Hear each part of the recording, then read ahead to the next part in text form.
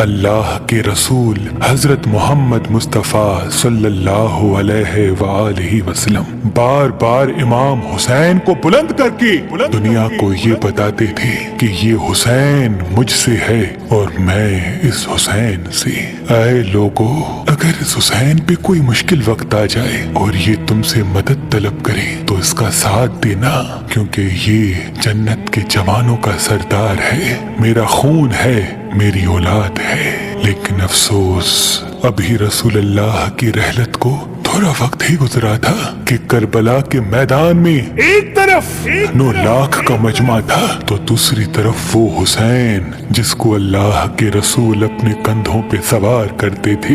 امام حسین علیہ السلام اپنے نانا کی امت سے بار بار کہتے رہے کہ کیوں میرا رستہ روکا ہے؟ اے لوگو، پہچانو، میں تمہارے نبی کا نواسا ہوں۔ کیوں 3 دن سے میرے بچوں کو پیاسا رکھا ہے؟ کیوں میرے عزیز و اقارب کو شہید کیا ہے؟ بتاؤ، کیا میں نے رسول اللہ کی شریعت میں ترامیم کی ہے؟ کسی انسان کا حق کھایا ہے؟ کسی انسان پہ ظلم کیا ہے؟ اتنے میں فوج یزید ایک آواز میں کہنے لگی، اے حسین، ہم سب تجھے تیرے بابا علی کے بغض میں قتل کر رہے ہیں تاکہ یزید ہماری جھولیاں دولت سے بھر دے۔ امام حسین نے فرمایا، اے لوگو، آج جس اسلام کا علم تمہارے ہاتھوں میں بلند ہے، یہ علم میرے بابا علی نے بلند کیا۔ مت بھولنا، خیبر و خندق میں اگر علی نہ ہوتے تو اسلام کی فتح ناممکن تھی۔ وہ علی جس نے پوری زندگی اسلام کی تبلیغ کی، حق کو بلند کیا، رسول اللہ کی حفاظت کی، آج اس علی کو یہ اجر دے رہے ہو۔ اے لوگو، بتاؤ، اللہ کے رسول نے بار بار میرے بابا علی کا ہاتھ بلند کر کے فرمایا تھا کہ جہاں حق ہوگا وہاں علی ہوگا، جہاں علی ہوگا وہاں حق ہوگا، اور آج اس علی اور اولاد رسول کو یہ اجر دے رہے ہو۔ اتنے میں یزید کی فوج کے سپہ سالاروں نے دیکھا کہ کہیں فوج میں بغاوت نہ ہو جائے۔ اے شمر، کیا دیکھ رہے ہو؟ حملہ کرو۔ بس لاکھوں کی فوج نے جب رسول اللہ کے نواسے پہ حملہ کیا، امام حسین علیہ السلام نے اللہ کا نام لیا اور ذوالفقار کو نیام سے نکالا۔ تاریخ گواہ ہے، ایک طرف لاکھوں کا مجمع اور ایک طرف 3 دن کا بھوکا پیاسا حسین ابن علی۔ زمین پہ اس طرح کی جنگ پہلے کبھی نہیں دیکھی تھی کہ ایک تنہا انسان لاکھوں کے مجمع کو اس طرح سے فنار کر رہا ہے کہ فوجی اشکیا واپس پلٹ کے بھاگنے لگی۔ امام حسین فوج یزید سے مخاطب ہو کے فرماتے ہیں، آؤ، 3 دن کے بھوکے کی جنگ دیکھو، 3 دن کے پیاسے کی جنگ دیکھو، رسول کے اس نواسے کی جنگ دیکھو، اس کی جنگ دیکھو جس کا جوان بھائی مارا گیا، جس کے جوان بیٹے کو نظروں کے سامنے قتل کیا گیا، جس نے اپنے ہی ہاتھوں سے اپنے بچے کی قبر بنائی۔ امام حسین شیر کی طرح فوج یزید سے لڑ رہے ہیں۔ اتنے میں آواز غائب آتی ہے، حسین، تیرا اللہ تجھ سے راضی ہوا۔ بس اس صدا کا سننا تھا۔ امام حسین علیہ السلام نے اپنے ذوالفقار کو تھام لیا۔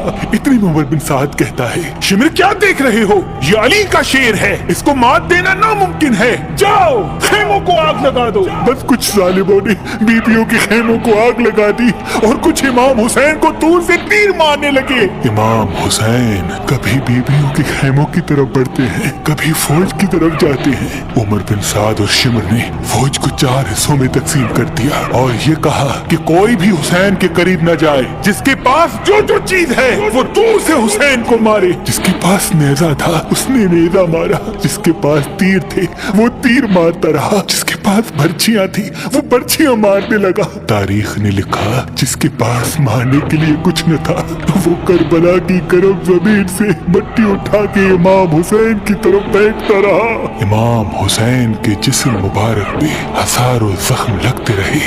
آپ کے جسم مبارک پر اتنے تیر تھے کہ آپ کا جسم مبارک نظر تک نہیں آ رہا تھا۔ بس جیسے ہی نواسا رسول گھوڑے کی زین سے زمین پہ آتے ہیں، فوج یزید घूमना शुरू कर देती है। लेकिन इतने में वो घोड़ा जिस पे आप सवारी किया करते थे वो इमाम हुसैन के चारों तरफ घूमना शुरू कर देता है ताकि इन तीरों से मैं अपने आका हुसैन को बचा लूं। वो घोड़ा दौड़ ही रहा था। इतने में उमर बिन साद ने कहा, ऐ लोगों रुको, मैंने अपनी आंखों से देखा था इस घोड़े पे अल्लाह के रसूल सवारी करते थे, कहीं तीर इस घोड़े को न लगे। और यूं तीरों को चलाना बंद किया गया।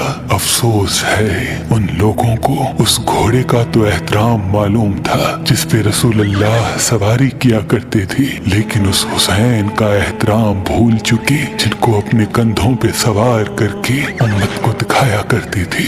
बस इमाम हुसैन अलैहिस्सलाम जमीन करबला पे अपना सर रख के अल्लाह का शुक्र कर रहे हैं और वहाँ फौजी यजीद के मुख्तलिफ सिपाही इमाम हुसैन का सर काटने के लिए करीब आते हैं। जो भी करीब आके इमाम हुसैन के सर को देखे तो उसे इमाम हुसैन के चेहरे में रसूल अल्लाह का चेहरा नजर आए और वो चीख के दूर चला जाए। इतने में शिमर कहने लगा, ये काम मुझसे ही होना है। जैसे ही शिमर ने खंजर इमाम हुसैन के गले पे रखा तो वो देखे इमाम हुसैन के लब हिल रहे हैं। उसने सोचा, हमने हुसैन का पूरा खानदान कत्ल कर दिया, 3 दिन तक हुसैन के बच्चों को प्यासा रखा, शायद हुसैन हमें बद्दुआ दे रहे होंगे। सुनने के लिए कान करीब करे तो क्या सुने, इमाम हुसैन अलैहिस्सलाम अल्लाह की दरबार में अल्लाह की नेमतों का शुक्र कर रहे हैं कि ऐ अल्लाह तेरा शुक्र है कि इस अजीम इम्तिहान के लिए तूने इस हुसैन को चुना।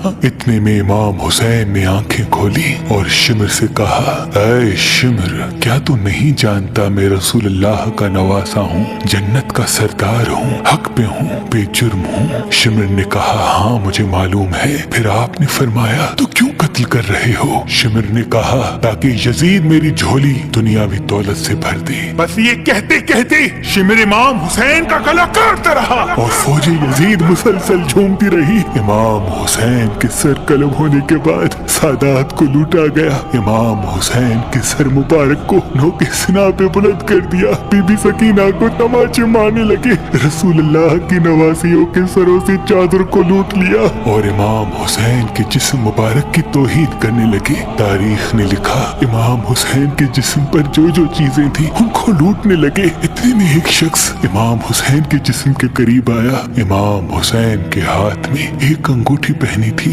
उतारने की कोशिश की, ना उतरी। वो उंगली काट के अंगूठी ले गया। आपके जिस्म मुबारक को रस्सियों से बांध के करबला की गर्म जमीन पे इधर से उधर फिराया गया।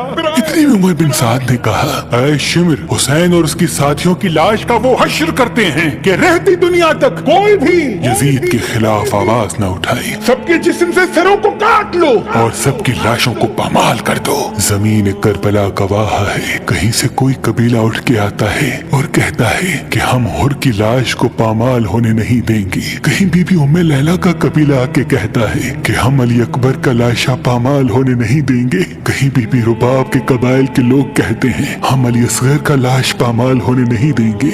एक एक शहीद की लाश पामाल होने वाली जगह से हटाई गई। तारीख गवाह है, सिर्फ रसूल अल्लाह का अकेला नवासा करबला की गर्म जमीन पे पड़ा रहा और मगरिब के घोड़े मशरिक की तरफ, मशरिक के घोड़े मगरिब की तरफ दौड़ते रहे।